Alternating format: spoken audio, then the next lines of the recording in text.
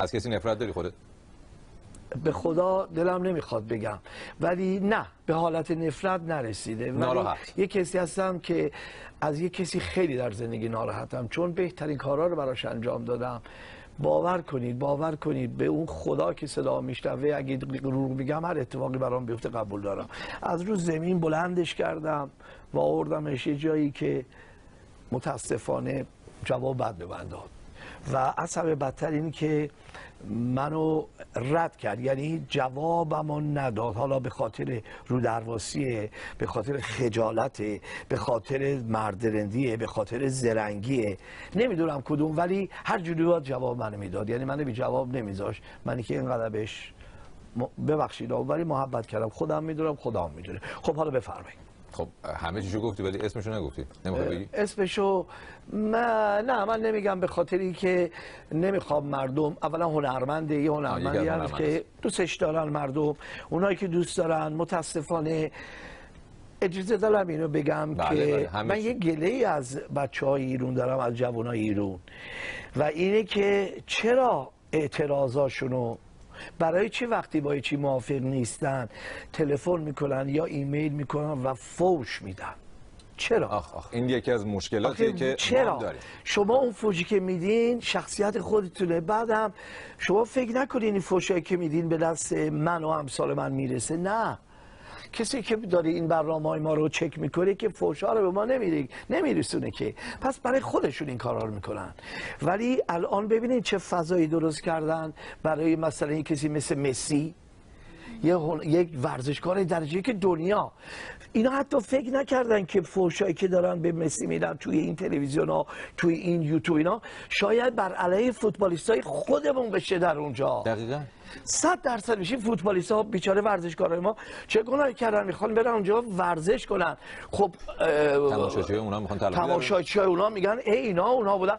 آخه این درست نیست. بعدم چرا فوش؟ برای این الان من اسم این آقا رو بگم، خب بعضیا ممکنه دوستش داشته باشن، خیال کنن من بر علیهشم. نه، من اول هر چی میگم راست میگم، دروغ نمیگم که کارهای بدی انجام میدن. ایشون مثلا اسمشو نمیارم باد، ولی ایشون سر مردم رو استیج کلاه میذاره، لب میزنه و مردم رو وای میسونه اون پشت 4 نفر، هیچ کدوم سیماش تو دستگاه نیست، همه ضبط شده است. خب این بده. اولا شخصیت وجدان هنری من اجازه نمیده که بگم آقا من زحمت کشیدم، من 7 ساز میزنم، دستام خون میمد وقتی گیتار یاد میگرفتم، رفتم این گیتار یاد گرفتم، رفتم کیبورد یاد گرفتم، رفتم درام تب یاد گرفتم، خوندن رفتم، هی خوندم، هی مسخرم کردن یواش یواش یاد گرفتم، خوندم. شما میای لب میزنی اون پشتم سیما رو میکنن، شبی $30,000 میخوای بگیری؟ آخرام اسمشو خواهم گفت، طاقت نمیارم. خب بگو دیگه. من یک کسی مثل سیاوش قمیشی، ایشون هیچی نداره برای که بخواد به مردم راضی کنه، فقط پولو دوست داره بگیره. بابا نوازندهایی که شما اون پشت میاری پولاشو ور میداری، اینا زن و بچه دارن. ما نوازنده‌مون تو لس آنجلس گرفت پول اجاره خونه‌اش نداره، وقتی $40,000 میگیری همه رو ور میداری، پول بلیط تو حساب میکنی با برنامه‌گذار، پول هتلش رو حساب میکنی، پولاشو رو ور میداری، بعد گارسون میاری اون پشت وای میسته، میگی الکی دست تکون بده $100 میگی. به جون دخترم که رایدو واقعیته. حالا کسی سیاوش واقعا اینجوریه؟ نگاه کنید این دفعه، نگاه کنید دیگه، بگین آقا که اون پشت میذاری صداتو بزن. نه، با خود بنده کنسرتش گفتم، گفتم اسمش برای که بعد این کارا حالا دوستاش میخوان تلفن کنن فوش بدن. من به نفع شما میگم، من برای هنر ایران دارم میگم که موسیقی ما داره میره از بین، موسیقی ما داره میره. ماها کیا رو ببین داشتیم و رفتن، ما الان 6 نفر موندیم که با این دستگاه کار نمی‌کنیم. 3-4 نفرم از این دستگاه درست کار میکنن. توجه کن، من نمیگم سیکوئنس استفاده نشه، کامرالو من قشنگ استفاده میکنم، درست لایو دارن، موزیک میزنه، اونم بهشون کمک میکنه، اندی عالیه، درست استفاده میکنه، این بعضی وقتا درست استفاده میکنه. ولی گوگوش، شهرام، ابی، داریوش، ستار، مارتیک، یک نفر از ما دست به این نوتا نمیزنه.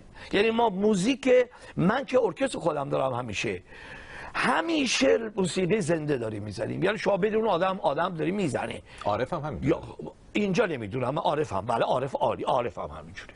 خب من عارف اینجا، عارف 100%. خب این درسته یا شما بریم 20 تا سازو بکنین توی جعبه اینقدری بیاریم بذاریم بغل گیتاریستتون، بگی اونو فشار بده دستاتو تکون بده، منم اینجا میخونم.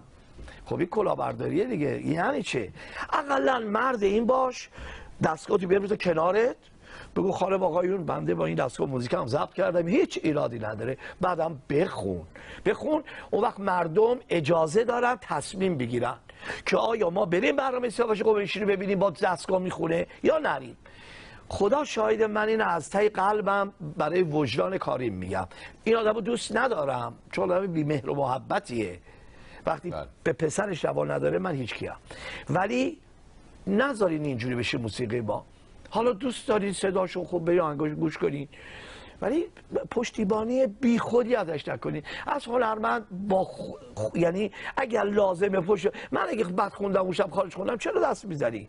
بعد نشون بدین که ما فهمیدیم تو بررسی بکنی. حرفش اینه که بابا ببخشید این لغت رو میگم، من میگن متوجه نمیشن، اونا یه لغت دیگه استفاده میکنن، میدونید چیه؟ حالا من میگم چرا متوجه نمیشن؟ چطور وقتی برای شما دست میزنن و راه میکشن متوجه شدن شما خوب خواننده هستی، ولی وقتی که سیمت اون پشت و از خودی میخونی نمیفهمن؟ چرا اینا همون آدمن که برای تو ماه پیش دست میزدن چون خوب اجرا کردی برنامه، این هفته خوب اجرا کردی. هنرمند رو سن باید داد خوب اجرا کنه.